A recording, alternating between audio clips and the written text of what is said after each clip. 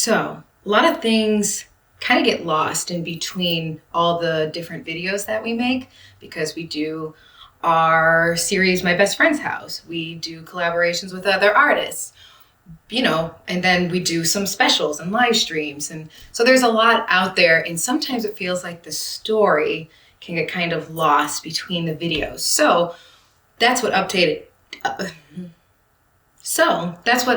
with Kate is for.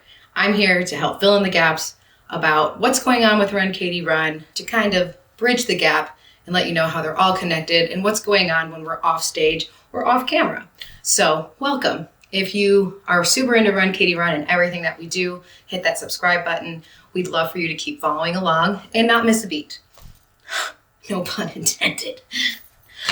So for this episode of Update with Kate, we're going to talk about the 6-month jump between episode 3 and episode 4 of My Best Friend's House. I actually have notes that I'm going to need to refer to as we do this. So between episode 3 of My Best Friend's House and episode 4, 6 months passed. We didn't film any new episodes. Most of you know why, but I'm going to give a more detailed reason as to why, both personally and professionally, we decided to put My Best Friend's House on the furthest back burner because so many things had to be taken care of and touched and dealt with. And let's just jump right into it. Episodes 1 through 3 of My Best Friend's House were filmed probably in late April and May of 2025. My ex-husband, who was the lead guitar player of Run Katie Run, in mid-April, he came to the group and said he didn't want to be in Run Katie Run anymore. He went on to say that he realized that he never really wanted Run Katie Run to succeed. So it kind of totally changed things. Besides him just not being in the band anymore and us needing to figure out what we're going to do musically, because we centered a lot of things around his guitar playing, because he's an excellent guitar player. So naturally, we centered a lot of our arrangements around what he was capable of, because he was incredible. So that was just a blow, as it was. And then personally, it's not nice to hear your husband say that he didn't want you to succeed, especially when he was a part of it. Like, it just... So... Believe it or not, the first 3 episodes, the intention was that my ex would be in the control room. We had a camera on him, and Adam actually had to edit him out of those first 3 episodes. I'm happy we decided to continue on and use those 3 episodes because there were some good things in there, and the intention was to start doing this new series called My Best Friend's House, and I'm glad we used it. But oh my gosh, it was a lot of work to make that material usable.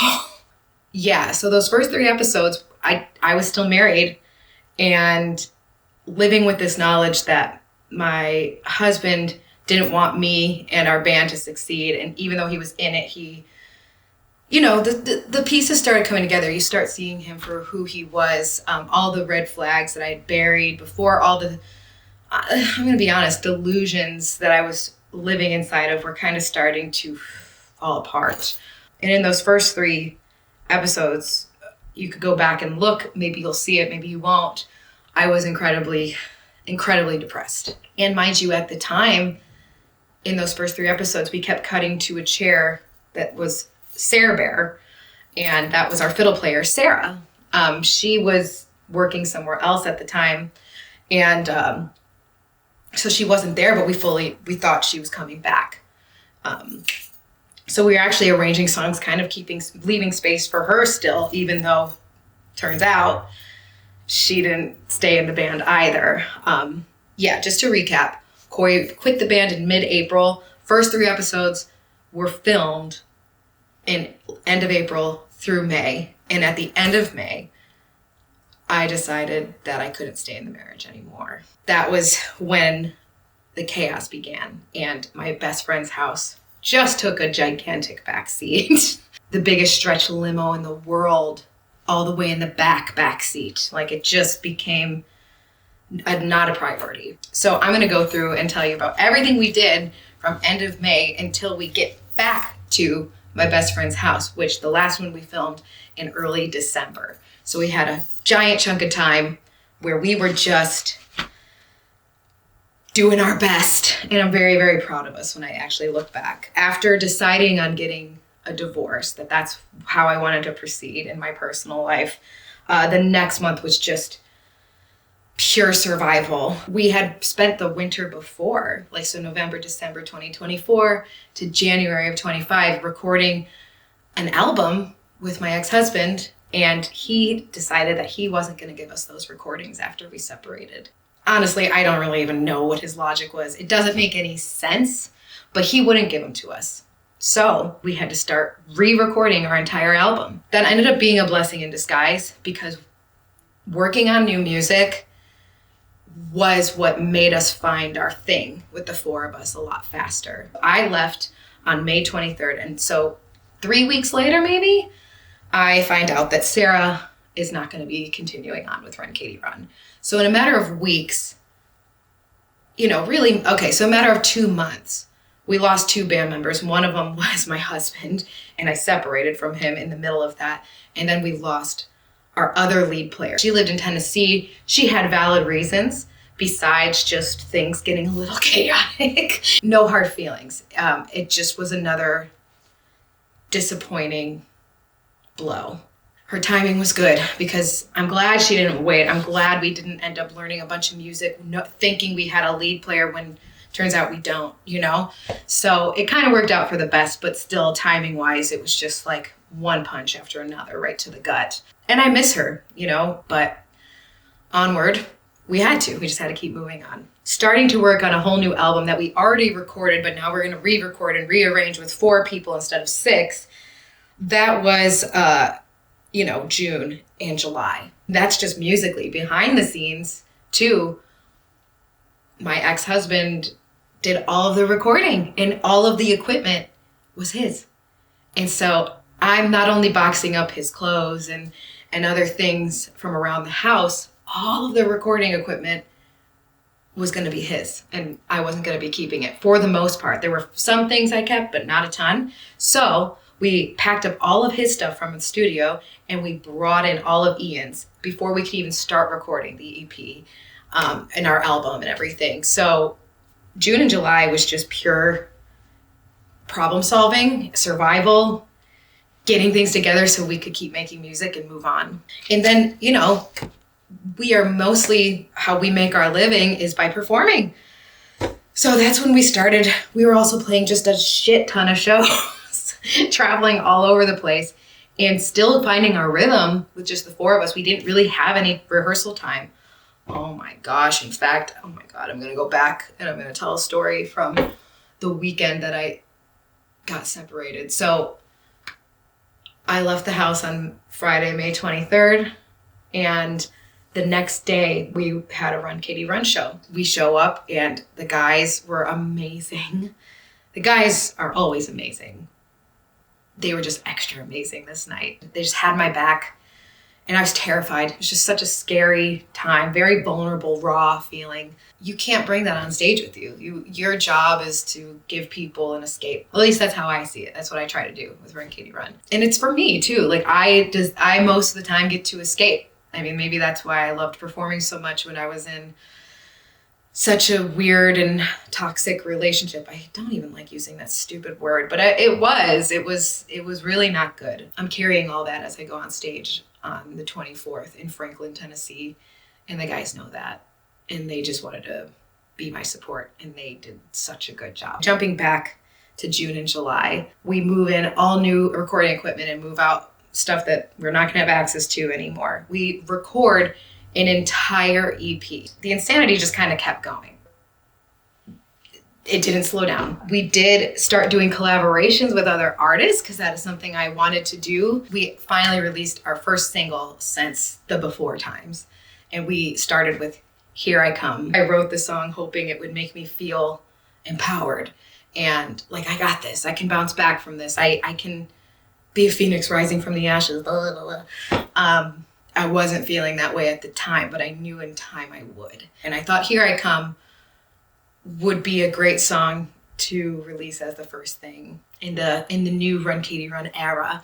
And it felt good to finally be releasing stuff again. Part of what my ex did was he was the guy that did all the recording and stuff. And I think, now again, this is just an opinion. I don't know if was his strategy or not, but part of not wanting us to succeed, I think, was by trying to delay everything and make us all wait on recordings. And that's one thing in the new era of Run Katie Run, that with Ian, our drummer, doing all the recording and production and producing, oh my gosh, things just, they flow and they get done. And it feels so good. Another blessing in disguise. I didn't know how easily that would come together. And I was consistently taken by surprise by how good things can be once you get rid of, how do I say this? When you got rid of the thing that you deep down always knew was holding you back and keeping you tethered in a bad way. Noticing that I have 3 people on stage with me, in the studio with me, in my life as friends that just want me to have the happiest, most fulfilling, most successful life ever. You see it come out in all different ways. And one of the ways I saw that was when we were in the studio recording and releasing music. It just feels really good. In our hardest times, we still recorded and released music, which is all we really want to do ever. So anyways, that was nice. So August, we released our first single from the After Times, Here I Come. Part of one of the after times, and I have to pay for everything myself. So one of the things I thought would be fun and a good source of income would be to start a Dolly Parton show, my favorite artist. So in September, we started learning. I think the total was 26 Dolly songs. I got separated, had to learn a bunch of new music with Adam to do corporate events. We had to re-record an entire album. We started doing collaborations with other artists. We moved an entire studio and moved another studio in. And then we moved into learning 26 Dolly Parton songs to put together a Dolly show called Here I Come Again. So yeah, a lot going on that kept us away from filming my best friend's house. Even saying it listed out like this is like, oh my gosh, I can't believe we did it. Moving to October, we shifted our focus to our Dollywood show because every year Run Katie Run plays Dollywood's Harvest Festival. And part of the thing I'm really proud of is our live show. And we hadn't really worked on our live show up till that point. We were just trying to make new music with the 4 of us. I wanted to make sure, and so did the guys, we all wanted to make sure that when we went to Dollywood again, we were ready and we were going to be as entertaining as ever. The standard is still high. In October, we shifted from working on this Dolly show to working on Run Katie Run's live show. I put a lot of thought into our live show. It's a rare opportunity that we don't like to miss when there's just people from all over the country, sometimes the world, that are visiting a place that we get to play. Every night, 7 nights in a row, an audience of 500 plus people that you just get to win over. You don't want to miss that opportunity as an entertainer. We are independent, so fans are what we're always after, right? People that are going to follow us along, enjoy our music. Live shows are important, and I'm very proud. It didn't feel any different. Same reaction from crowds, same reaction from the park. They enjoyed us and loved us. That's such a relief. I had many phases of that, both like with corporate events, with cities that we went to and venues that we worked with. And yeah, just that relief of like, okay, I can do this without him. We still got it sort of feeling. Things did not slow down. Literally the week after Dollywood, we had to relearn a few more songs, I think 4 total, because we were excited to go back up to Akron, Ohio and play their Smells Like Snow festival, which is a Gilmore Girls themed festival. There's 2 actors, Todd Lowe and John Cabrera. They got on stage with us and played these 4 songs. And so we had to relearn those, travel up to Akron and play with these awesome people, super talented. The crowd loves it. They want to see these actors that they've known and loved for years from this beloved show. It's our job to make them look and sound good. Again, that feeling of like, can we do this without him? Creeps up. We did great. Todd and John were great, super entertaining. Yeah, it was a great time. So that was the beginning of November. And we come home. We had to retouch the Dolly songs, put together the live show, and we had our first Here I Come Again show in Canton at the Canton Theater, and it was awesome. But again, putting a lot of pressure on ourselves. It's a totally different show than Run Katie Run. That was the live show we were giving a lot of our time and attention to, and we were very proud. It went great. It was a true team effort. And then right after that, we had to learn a I don't remember how many, probably 16 Christmas songs, because we had a Christmas show, an hour-long Christmas show. I truly think that having all these things, all these opportunities come up, and it was what we needed. And it was incredibly overwhelming because we just didn't even know how to, months before, we didn't even know how to be a band with just the four of us. And these trials were making us an incredible band very quickly. We got there so much faster than I ever could have imagined. It just made us gel so fast. And having to re-record an entire album right away, we just found our thing with the four of us very quickly. Steven, our bassist, got married, and it was so lovely. And then 6 days later, we're back to episode 4 of My Best Friend's House. So that all happened between episode 3 and episode 4. Everything that I just laid out.